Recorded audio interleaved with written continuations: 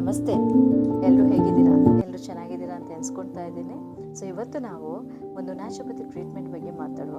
ಏನದು? ಮೇಯ್ನಾಗಿ hot foot immersion ಅಂತ ಹೇಳ್ತೇವೆ. ಸೊ ಏನಿದು? ನಿಮ್ಮ 2 ಕಾಲುಗಳನ್ನು ಬಿಸಿಲಲ್ಲಿ ಇಡುವ ಚಿಕಿತ್ಸೆ. ಇದನ್ನ ಯೂಶ್ವಲಿ ನಾವು 20 ನಿಮಿಷ ಮಾಡ್ತೇವೆ. ಸೊ ಈ ಟ್ರೀಟ್ಮೆಂಟ್ ಮಾಡೋದ್ರಿಂದ ಏನಾಗುತ್ತಂದರೆ ನಮ್ಮ ಸ್ಕಿನ್ ಸರ್ಕ್ಯುಲೇಷನ್ ಅಥವಾ ರಕ್ತ ಸಂಚಾರ ಜಾಸ್ತಿ ಆಗಿ ನಮ್ಮ ಎಲ್ಲ ಸಮಸ್ಯೆಗಳನ್ನು ನ್ಯಾಚುರಲ್ ಆಗಿ ನಾವು ಗುಣಪಡಿಸ್ತೀವಿ. ಟೆಂಪರೇಚರ್ ಯೂಶ್ವಲಿ 37ರಿಂದ 40 ಇರುತ್ತೆ. ಆದರೆ ನಿಮ್ಮ ಬಾಡಿಗೆ ಎಷ್ಟು ವೇರಿಯಬಲ್ ಆಗಿರುತ್ತೆ, ಎಷ್ಟು ಹೀಟ್ ಜಾಸ್ತಿ ಇದೆ ಅಂತ ಫೀಲ್ ಬರುತ್ತೆ, ಅಷ್ಟು ನಿಮ್ಮ ವೇರಿಯಬಲ್ ನಿಮಗೆ ಬಾಡಿಗೆ ತಡ್ಕೊಳ್ಳುವಷ್ಟು ಟೆಂಪ್ರೇಚರ್ ಇದ್ದರೆ ಸಾಕು. ಓಕೆನಾ? ಈ ಟ್ರೀಟ್ಮೆಂಟ್ ತೊಗೊಳ್ಳೋದ್ರಿಂದ ಏನಾಗುತ್ತೆ, ಮೇಯ್ನಾಗಿ ಎಲ್ಲ ರೀತಿಯ ಹೆಡ್ಡೇಕಿಗೆ ತುಂಬ ಒಳ್ಳೆಯದಾಗುತ್ತೆ. ಸೊ ಸೈನಸ್ ಹೆಡ್ಡೇಕ್ ಇರ್ಬೋದು, ಟೆನ್ಷನ್ ಹೆಡ್ಡೇಕ್ ಇರ್ಬೋದು, ಗ್ರೀನ್ ಹೆಡ್ಡೇಕ್ ಇರ್ಬೋದು. ಸೊ ಯಾವುದೇ ರೀತಿಯ ಹೆಡ್ಡೇಕಿಗೆ ತುಂಬ ಒಳ್ಳೆಯ ಟ್ರೀಟ್ಮೆಂಟ್. ಓಕೆನಾ?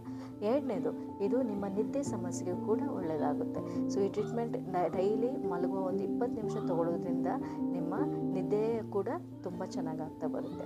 ಮೂರನೇದು, ನಿಮ್ಮ ಜ್ವರಕ್ಕೂ ಕೂಡ ತುಂಬ ಒಳ್ಳೆಯ ಟ್ರೀಟ್ಮೆಂಟ್. ಸೊ ನಿಮ್ಮ ಟ್ರೀಟ್ಮೆಂಟ್ ತೊಗೊಳ್ಳೋದ್ರಿಂದ ಹಾಟ್ ಫುಟ್ ಇಮರ್ಷನಿಂದ ನಿಮ್ಮ ಬಾಡಿ ಜಾಸ್ತಿ ಸ್ವೆಟ್ ಆಗುತ್ತೆ. ಸೊ ಈ ಸ್ವೆಟ್ಟಿಗಿಂದ ಏನಾಗುತ್ತೆ, ಆಟೋಮೆಟಿಕಲಿ ನಿಮ್ಮ ಬಾಡಿ ಟೆಂಪ್ರೇಚರ್ ಕೂಡ ಕಡಿಮೆ ಆಗ್ತಾ ಬರುತ್ತೆ.